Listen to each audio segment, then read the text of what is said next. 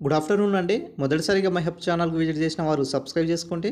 కావాల్సిన ఇన్ఫర్మేషన్ కోసం కామెంట్లు తెలియపరచండి. అదేవిధంగా వీడియో నచ్చినట్లయితే లైక్ చేయండి అండ్ షేర్ చేయండి ఫ్రెండ్స్. సో ఈ వీడియోలో మనకు 3 డేస్ నుంచి గ్రూప్ 1 మెయిన్స్ రివెల్ రీ ఎవాల్యుయేషన్స్ సంబంధించినటువంటి కేసెస్ 2 హైకోర్టులో వేయడం జరిగింది. సో ఏంటిదంటే తెలుగు మీడియం అభ్యర్థులకు తక్కువ మార్క్స్ వేశారన్న దాని మీద కొంతమంది విద్యార్థులు హైకోర్టుకు వెళ్ళడం జరిగిందనమాట. సో దీనికి సంబంధించినటువంటి హైకోర్టు కూడా 2 వీక్స్ ఒకటి, 4 వీక్స్ ఒకటి పోస్ట్‌పోన్ చేయడం జరిగింది.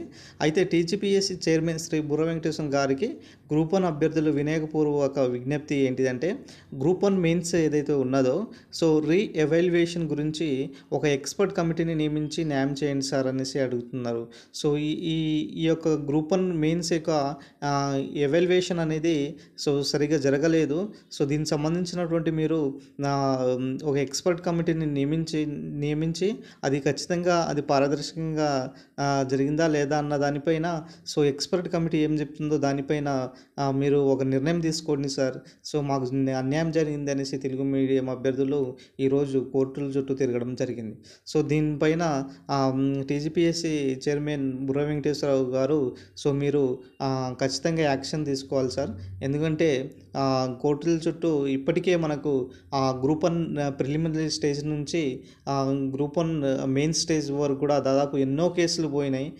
అది ఎన్నో కేసులు నడుస్తున్నాయి కాబట్టి సో ఈ యొక్క గ్రూప్ 1 అనేది చాలా పారదర్శకంగా పటిష్టంగా జరిగిందన్న ఏదైతే ఉందో అది మీరు ఖచ్చితంగా వెబ్ నోట్లో పెట్టాల్సిందే. సో మొన్న రీసెంట్‌గా ఒక వెబ్ నోట్‌లో పెట్టారు సార్. అది కూడా మీరు వెనక్కి తీసుకోవడం జరిగింది. సో మరి మీ చాలామంది స్టూడెంట్స్ ఏం చెప్తున్నారంటే 18 సబ్జెక్టులు ఉంటే కేవలం 12 సబ్జెక్టులు మాత్రమే పేపర్ ఎవాల్యుయేషన్ చేసి టీజీపీఎస్సీ కాంప్రమైజ్ అయిందనేసి చెప్తున్నారు. సో దీనిపైన వాస్తవాలు ఏంటో అవాస్తవాలు ఏంటో తెలియని పరిస్థితిలో ఉన్నాం కాబట్టి మీరు ఒక వెబ్ నోట్ రూపంలో మాకు తెలియజేయండి సార్. సో బయట సమాచారం గురించి ఏం చేయాలో అర్థం కాలేని పరిస్థితిలో ఉన్నాము. సో మా తెలుగు మీడియం అభ్యర్థులకు ఎటువంటి అన్యాయం జరగలేదన్న మీరు ఒకటి హామీ ఇవ్వండి సార్. వచ్చే నోటిఫికేషన్ గ్రూప్ 1కి మళ్ళీ ప్రిపేర్ అవ్వాలా వద్దా అనే సందిగ్ధంలో తెలుగు మీడియం అభ్యర్థుల్లో చాలామంది ఉన్నారు. సో దీనికి సంబంధించినటువంటి నిర్ణయం అనేది ఈ ఎగ్జామ్ యొక్క రిజల్ట్ పైనే ఆధారపడి ఉంటుంది. సో నిన్ననే చెప్పారు ఆల్మోస్ట్‌గా ఏదైతే మనకు రీకౌంటింగ్ ప్రాసెస్ ఉన్నదో అది అయిపోయిన తర్వాత కౌంటర్ ఫైల్ చేస్తామనేసి సో జీఆర్ఎల్ ప్రకటిస్తామనేసి చెప్పడం జరిగింది. సో అతి త్వరలోనే మీరు దీనికి సంబంధించినటువంటి జీఆర్ఎల్ కండక్ట్ చేసి గ్రూప్ 1 మెయిన్స్ సంబంధించినటువంటి ఏదైతే రిజల్ట్ ఉన్నదో సో అది గ్రూప్ 1 ఫస్ట్ రిజల్ట్ ఇచ్చేసి తర్వాత నెక్స్ట్ గ్రూప్ 2 రిజల్ట్ ఇచ్చేయండి. తర్వాత గ్రూప్ 3 రిజల్ట్ సంబంధించినటువంటి వేకెన్సీస్ ఇవ్వండి. సో బ్యాక్‌లాగ్ పోస్టులు సంబంధించినటువంటి ఏది లేకుండా అభ్యర్థులకు అందరికీ న్యాయం జరిగేటట్టుగా చూస్తారనేసి కోరుకుంటున్నామండి. సో ఎందుకంటే ఒక్క పోస్ట్ విలువ ఎంత విలువైనదో మనకు తెలుసు. సో గ్రూప్ 1 అయితే మన తెలంగాణ యొక్క భవిష్యత్తును మార్చే 563 పోస్టులు సార్. వీళ్ళ యొక్క చేతుల్లో ఉన్నది. సో ఎవరైతే ఇక్కడ ప్రతిభావంతులు ఉన్నారో వాళ్ళకే మాత్రము కట్టగట్టండి. సో దీనికి సంబంధించినటువంటి ఒక ఎక్స్‌పర్ట్ కమిటీ అయినా సరే మీరు నియమించండి. సో ఇంతమంది అభ్యర్థులు ఇన్నిసార్లు మీకు లెటర్స్ టీజీపీఎస్సీకి లెటర్స్ ఇవ్వడం కానీ, లేకపోతే హైకోర్టులో కేసులు వేయడం కానీ సో ఇలాంటివి చూస్తూనే ఉన్నాము. దీనిపైన మీరు తొందరగానే స్పందించి ఎటువంటి ఏం లేకుండా పారదర్శకంగా జరిగిందన్న పారదర్శకంగా జరిగిందనేసి మీరు చెప్పాల్సింది పరిస్థితి వచ్చింది ఈరోజు. ఎందుకంటే మళ్ళీ వచ్చే నోటిఫికేషన్‌లో ప్రిపేర్ అవ్వాలా వద్దా అనే సందిగ్ధంలో ఉన్నటువంటి పరిస్థితి ఉన్నది సార్ ఈరోజు. సో కాబట్టి గ్రూప్ 1 మెయిన్స్ సంబంధించినటువంటి రీ ఎవాల్యుయేషన్ గురించి మీరు ఒక ఎక్స్‌పర్ట్ కమిటీని అయితే నియమించండి సార్.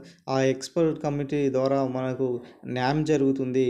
సో ఖచ్చితంగా అభ్యర్థులు మళ్ళీ వాళ్లకు న్యాయం జరుగుతుందని భావిస్తేనే మనకు వచ్చే నోటిఫికేషన్‌లో వాళ్ళు పోటీ పడతారు. సో మనకు కావాల్సినటువంటి ప్రతిభావంతుల అభ్యర్థులే కాబట్టి సో వాళ్ళ కోసం మనము ఆహ్, ఏదో ఒకటి న్యాయం చేయాల్సిన పరిస్థితి ఈరోజు మనకు ఉన్నది కాబట్టి మీరు చేస్తారనేసి భావిస్తున్నాం సార్.